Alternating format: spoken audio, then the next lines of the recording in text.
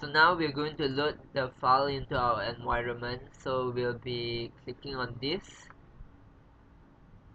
Abalone underscore KMean R. Open. Okay. So from here you can see that this is our data set. These libraries, also known as packages, are packages where you actually have functions which will be needed to run the code.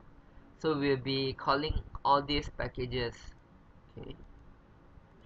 Now that we are done calling all these packages, we come across this line saying ggplot abalone underscore tree blah blah blah. So this line over here actually plots a graph for abalone underscore tree, which is our current data set. After that, we'll be setting the seed for the random number generator to 100.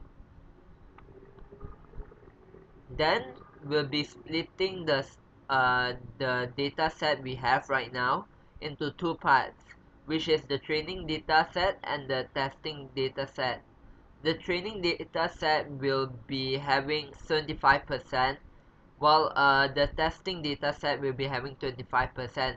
So the training to testing ratio will be 3 to 1. After that, we come across this line which shows -1. So what it actually implies over here is that it's actually removing the first column in our training data set. So let me run this so you guys can take a better look at the training data set. You can click on it and you'll see that these are the samples inside the data set for training, and this is for testing. So what we'll be doing here is we'll be removing the sex attribute from the training data set. So let's run. Now that we run, we remove the sex part from the training data set and we store it inside X. So let's take a look at X. So now that you look at X, you won't see the sex attribute.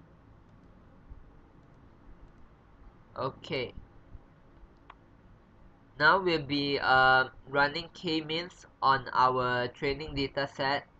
We'll be setting the clusters to 2 with the maximum iterations to 20 and the end start to 2. So let's just start. Okay, here we can see the summary of the results, but it's not really very informative. Okay, so let's just go on.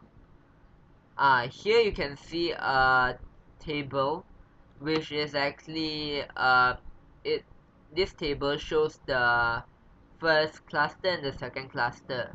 The first cluster, as you can see, is it has a majority of matured abalones, while the second, the latter, has more of infants instead.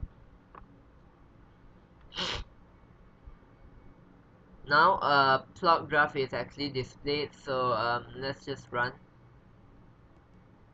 So what you'll see here is actually a graph of the training data set, which has actually undergone the K-means clustering. And that's it. Hi, I am Liquizen, and today I am going to demonstrate the FCM on our project.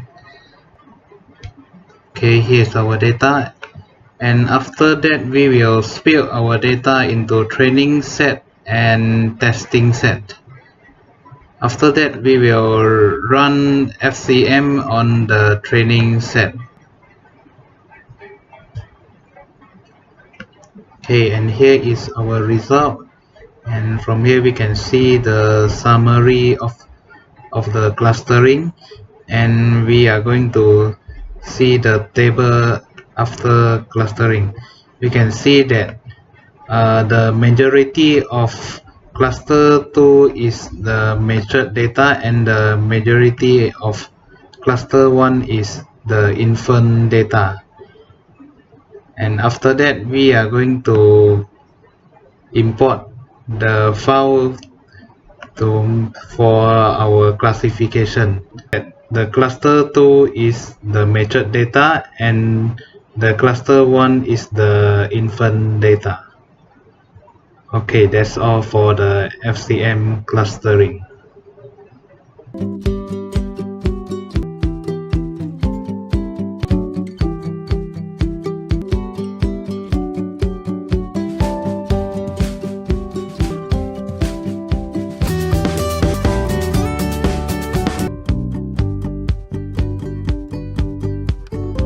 I'm Zame.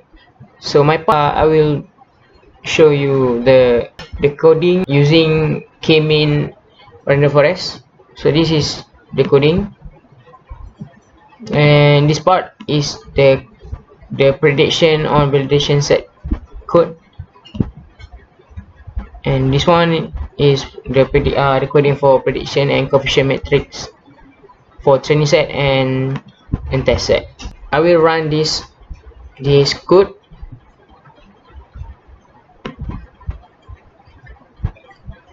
Okay, from the console you can see the coefficient metric and statistic for KMean random forest.